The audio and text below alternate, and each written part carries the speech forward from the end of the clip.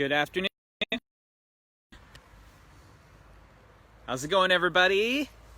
Happy Friday. Hi there, Linda, Pamela, Alfredo. Thanks for joining us. Hello, hello.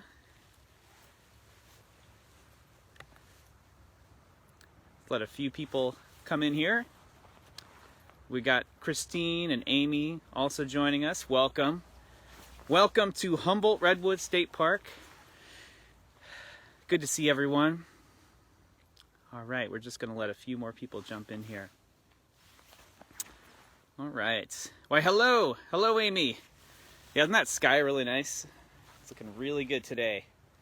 Well, let me just get this down here. Try to adjust this gimbal here.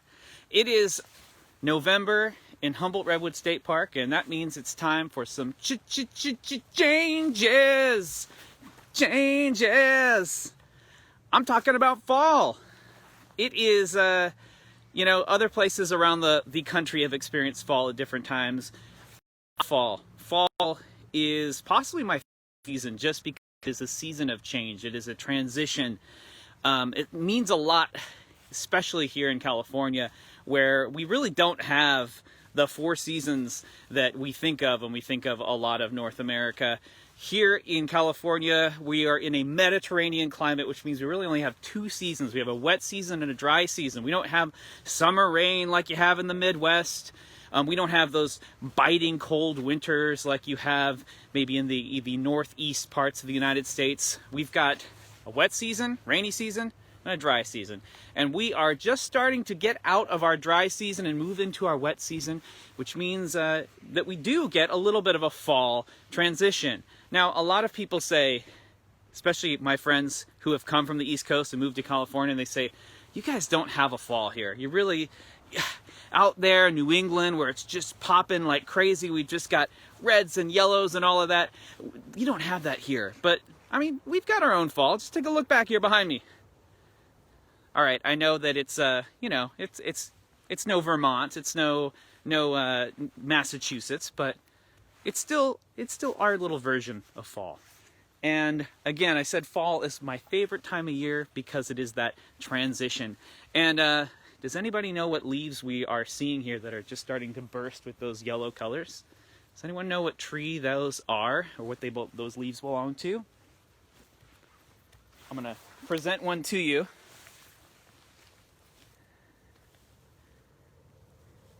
These are our big leaf maples, Acer macrophyllum. Big leaf maples are the winners of the largest leaves of any maples. They can get over a foot long. And big leaf maples are not famous for, you got it Charity. It looks like there's probably a little bit of a delay, so I'm just going to guess that you got it before I said it. So you get a prize, which is to step outside and enjoy that fall air. So, you know what? I didn't really introduce myself before I started. So, let me just go back to that. Now, I know a lot of people have been spending a lot of time refreshing their news browser, trying to figure out who won the election, and I'm here to help you take a break from that, okay? Just take a break. My name is Ryan. I work for California State Parks, and I'm here to help you breathe the fresh air of fall and just set aside what's going on in the world and just enjoy the changes of fall.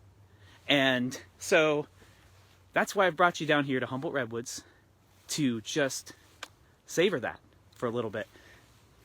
Big leaf maples are just one of the examples of the trees that change in our region, in the redwood region during the fall. Now, this place is known for its redwood trees. It's known for the world's tallest trees, but is also home to our maples, our bay trees. It's home to a lot of different broadleaf trees, which include, in addition to those, we also have our willows, we have our alders.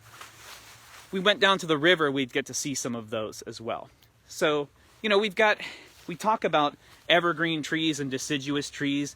I like to simplify it and say we've got broadleaf trees and then we've got needle leaf trees. Because there are some broadleaf trees that keep their leaves in the wintertime, and there are some needle leaf trees that lose their leaves in the wintertime. In our case, our bay trees keep their leaves in the wintertime, but our maples do not. So we're here looking at some maple leaves right here, all over the ground. Sycamores. Yeah, so, you know, someone mentioned sycamores. We do have sycamores in California. They tend to be farther south. They're a riparian, a stream-side tree that you'll find down in Central California, down in Southern California. They definitely look they look similar from a distance, but there are some big differences, which is the maples maples are kind of more in the coastal California, up in the mountains, and farther north. So why do leaves change color like this? Does anyone know why leaves, at least our broadleaf trees here, our deciduous trees, the ones that drop in the winter time, does anyone know why they lose or why they change their color before they drop? So in the leaves, there are a whole bunch of different kinds of pigments. So you've got carotenoids, you have tannins, you have these different pigments that are within the leaf all year round that are receptive to different spectrums of the sunlight. And usually you don't see the other pigments because the chlorophyll are just taken over. The chlorophyll is what gives those leaves that green color. And so as the nights get longer and get colder, that kind of signals the tree to start to form an abscission layer, or like some kind of barrier between the leaf itself and the stem, because it's getting time to conserve energy. And so chlorophyll stops developing in the leaf, and so all of the other pigments begin to reveal themselves. The same way, like if you were to shake up, like, well, even like a river, when a river is full of sediment after rain, and then all those sediments settle, but like the heavier sediments settle first, and then you've kind of got different colors because the clay is the last, so the changes. Well, the same thing happens here. Or if you have, I don't know, let's say you've mixed up some kind of beverage and things start to settle. The same thing here. You've got these pigments are beginning to settle out of this leaf and leaving behind maybe some of the ones that take longer to break down. Tannins are the ones that give that brown color. They're the last to settle out of or to break down. And then eventually this leaf just falls to the earth. And sometimes that is, it's going to be at different times, it's going to happen at different times during the conditions of the year. So like if you had a really cold, an early cold snap in the fall, you might get leaves that get more brightly colored. Maybe if you get a lot of rain that comes during the fall, then a lot of the leaves drop off early. So our broadleaf trees are the ones that are kind of putting on the show here in Humboldt Redwoods State Park. And they really pop out because they're not as common. So you see like these orangish, yellowish corridors along the rivers and streams. Poison oak is another plant that has some pretty awesome colors. How's it going, Peter?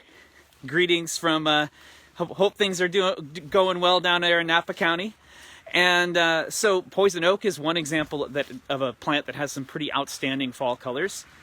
And so, you know, we could talk about fall a lot, or about the color changes, but I also want to talk about what our star attraction trees are going through this time of year as well.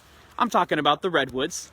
I'm going to cross over the street real quick and get us into the redwoods for a moment and just talk about what's happening here. So we're just going to wait. Let me get the chance here.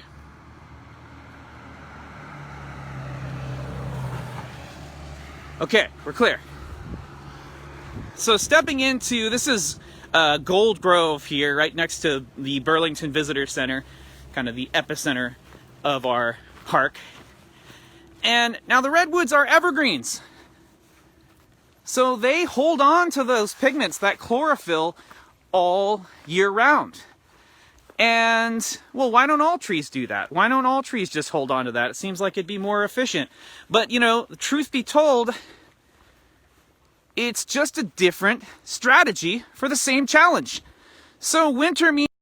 All right, I'm back. Had a little connection malfunction there. I think I was taken from the Wi-Fi when I should have been taken from the cell phone. That's how it goes when we're doing our Facebook Lives. So I was just saying that the redwood leaves, I mean, they do change color if they drop off. They do eventually lose some of their chlorophyll, but they'll get more of a yellow-brown color. They got a lot more tannins in there. But, you know, redwoods are an evergreen tree. It means they all year round they have chlorophyll within in their leaves. They're not losing their leaves.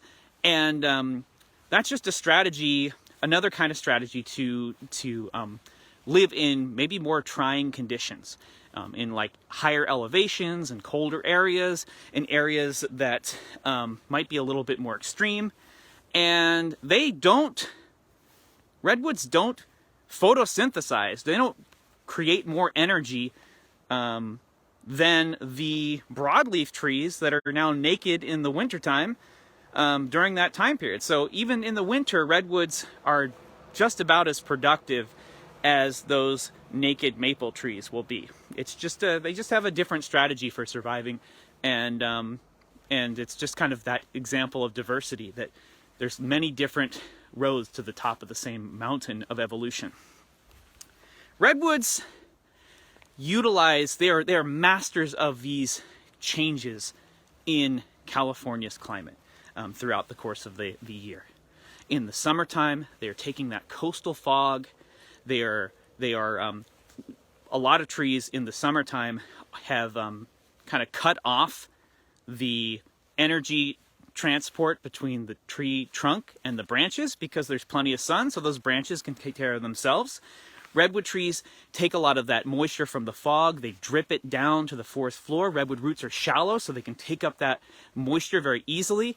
From what I've heard, redwood trees don't actually drink very much fog out of the air. What I've heard is that when the air is really foggy, the redwoods, the leaves can keep their stomata, which is those little microscopic little mouths they're kind of like mouths, little openings on the needles. They're microscopic, and that's how water gets and gas gets exchanged.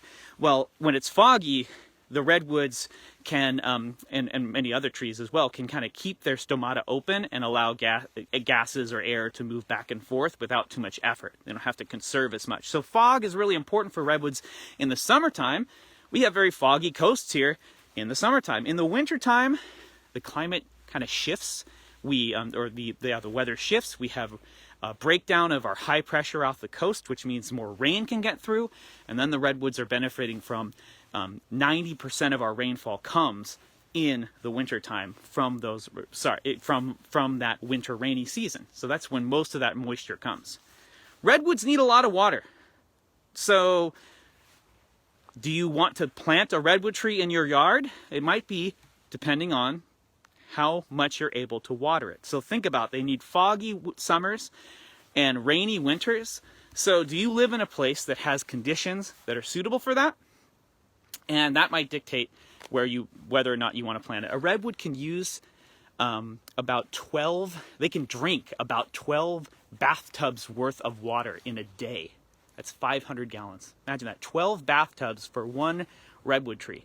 So do you want to grow a tree like that? And if you're not able to, especially in the Central Valley or places like that where you don't have a lot of water, and maybe there's issues of having sort of water crises that happen, especially during droughts, redwoods are maybe going to grow okay when they're younger, but I see some redwoods down when I'm driving down I-5 or 99 or places like that. People planted redwoods in the Central Valley, and usually by the time they get 30 or 40 years old, they start to not look so healthy.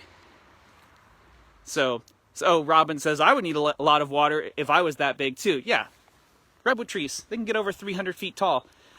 Their trunks can be up to 15 or 20 feet in diameter. You better believe they're going to need a lot of water. So redwoods respond to changes different than our broadleaf trees. They're not as noticeable of changes, but there still are changes. Each redwood tree, as the winter comes, that trunk is kind of, it's reconnecting to the branches of those trees. It's in the summertime, as I mentioned, the tree is cutting off the transfer of water and nutrients to those branches because those branches can take care of themselves. There's plenty of sunlight and they got plenty of leaves. In the wintertime, they got to conserve. And it's just like all of us. The wintertime is the time that we hunker down. It's the time that we tend to watch a lot more movies. It's the time that we often eat a lot more food. We've got some big holidays in the wintertime, and so we are also kind of conserving our energy, for better or for worse. And so with that, I just want to thank you all for joining me here at Humboldt Redwoods State Park and taking just a little breath, enjoying the changes of fall. I know it hasn't affected you all the same way, depending on where you are at. It's going to hit you at different times. But feel free in the comments to talk about some of your experience with fall. What colors are your plants changing into? What are you seeing? And I'd love to hear about that, because every place is going to experience it a little differently, and every place is experiencing those changes in a way that makes them unique. So here to celebrate the diversity of the many different ecosystems here in California and here in North America. And I hope you all have a great weekend. Enjoy some deep breaths and the changes that November brings. Have a great one, everyone.